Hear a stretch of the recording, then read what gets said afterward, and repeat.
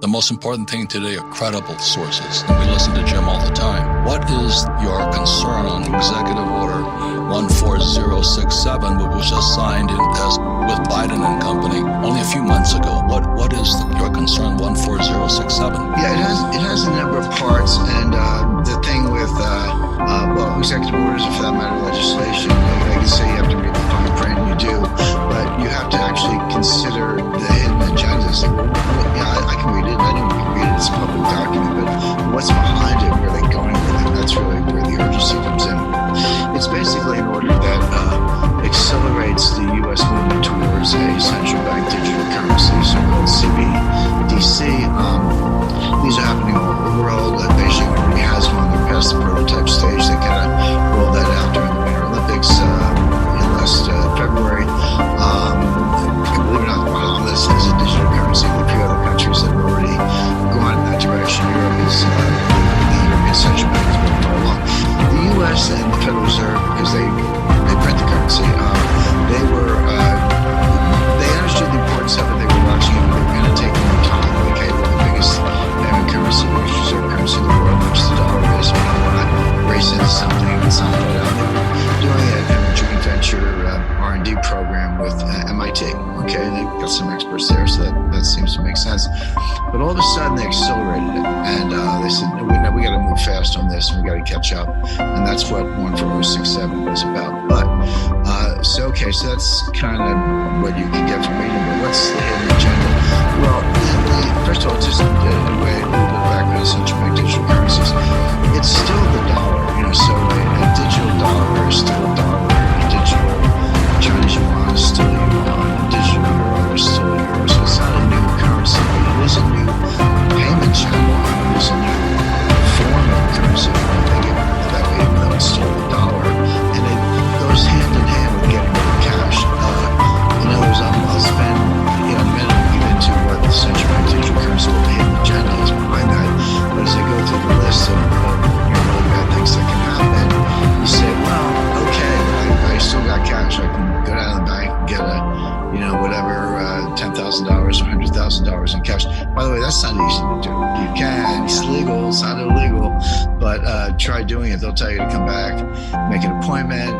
They don't have that much money. They got to ship it in. You better show up with like a birth certificate and 5 character witnesses, and then they'll report you to the Treasury, actually the Financial Crimes Enforcement Network, knows the word crime, FinCEN for short, Northern Virginia, and you'll go in a file next to, so it's not so easy to get your cash, but you can in theory, and that's the alternative. So they have to not only push the digital currency agenda, which we'll talk about in a minute, but they have to get rid of cash, because as long as you have cash, you can do an end run around this. So these two things are coming down the track pretty fast. Now, flipping back to the central bank digital currency, it's not a cryptocurrency.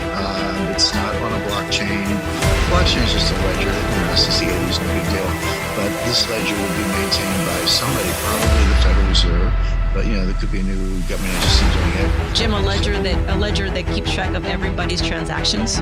Well, it does two things. It does that, you're right, Kim, but also it's kind of like a bank account. So we might quickly end up in a world where I have an account in the bank, you guys have accounts in banks.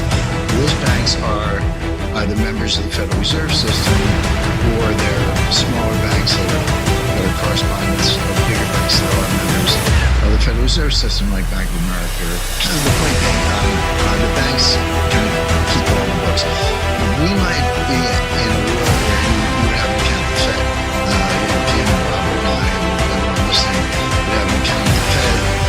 We'd have it on our iPhone or Samsung or whatever the phone is. If it's any money, the Fed takes out money and sends it to your account and you store it. Kind of like a Venmo type of thing, wire relations, etc. That has implications in terms of disintermediating banks. If you can do that, which you can technically in those banks, but those are like ancillary. The Fed's main job from the beginning of 1913 or 1907 is to prop up banks. That's why they're there. So I doubt they'll disintermediate the banks, but either way, you can have a faster, cheaper, better system for making payments. But what else? And this is the key, and this is why we're saying so once it's digital, a couple things. First of all, they know where else. Now they all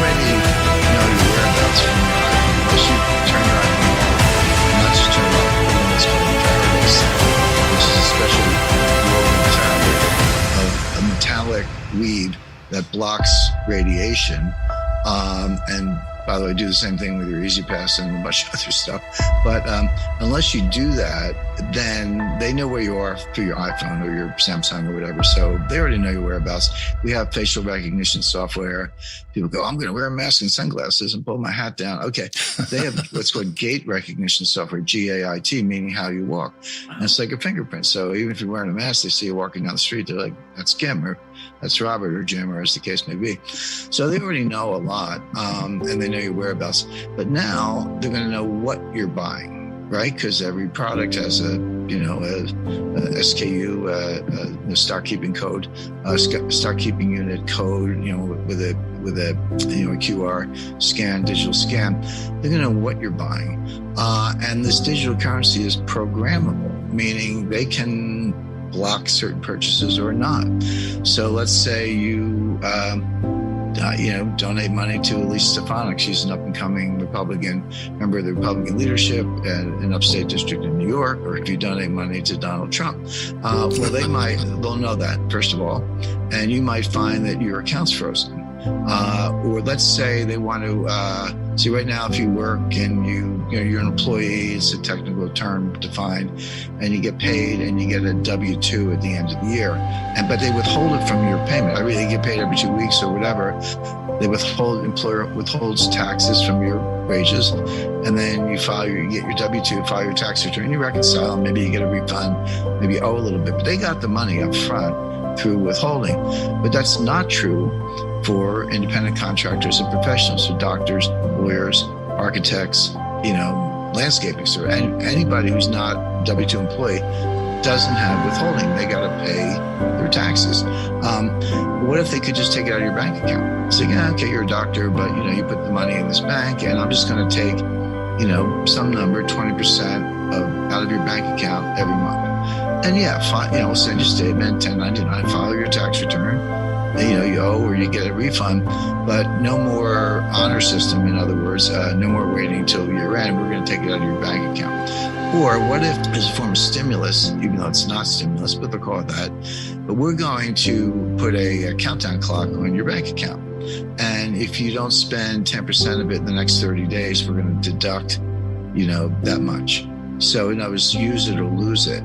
So now all of a sudden, I worked hard, I've made this money, it's in the bank, but you're telling me if I don't spend it, I'm going to lose it anyway, so I might as well go spend it. And of course, the idea is to stimulate the economy. But the point is, the number of things you can do, from surveillance to identifying your political preferences, withholding taxes, account freezes, account seizures, time limitations on your money. Your money's like a countdown clock. It expires after a certain period of time, etc. I could go on and on, but you take the point, which is it's not your money anymore. I've always said to people, you put your money in the bank, it's not your money, it's the bank's money, and they'll give it to you if they feel like it.